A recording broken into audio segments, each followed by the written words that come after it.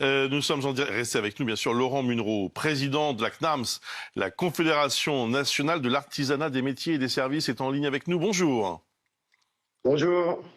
Alors, est-ce que vos métiers, certains de vos métiers sont concernés, selon vous, par cette annonce du ministre de l'Intérieur, des métiers sous tension?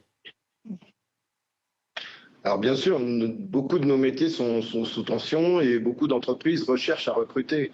Après, les annonces qui sont faites laissent à croire que les employeurs emploient des personnes illégalement, et je pense qu'il ne faut pas laisser croire ça. Ce n'est qu'une toute petite partie peut-être d'employeurs qui ont ces pratiques. Quels sont les métiers qui sont les plus sous tension, justement? Bon, écoutez, malheureusement, en ce moment, il y en a beaucoup, hein.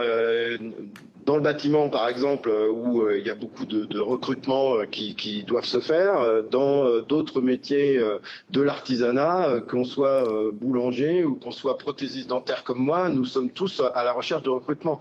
Par contre, nous recherchons le plus généralement des personnes qualifiées, et c'est pour ça que nous mettons beaucoup d'actions sur la formation.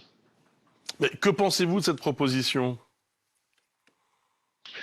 Encore une fois, hein, je voudrais pas qu'on croie que les employeurs emploient illégalement des personnes qui n'ont pas de titre de séjour, et puis que tout d'un coup ça va résoudre les problématiques de recrutement des entreprises, d'aller légaliser les travailleurs qui n'ont pas de titre de séjour. Je pense que aujourd'hui, ça peut être quelque chose qui va servir pour une partie.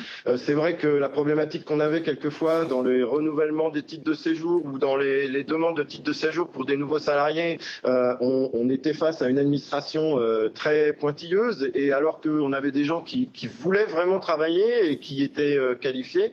Aujourd'hui, si ça peut résoudre ça, ça permettra d'avancer un petit peu plus. Mais ce ne sera pas la réponse globale aux difficultés de recrutement des métiers en tension. Merci Laurent Munro, merci pour votre intervention ce matin sur BFM TV. Alors,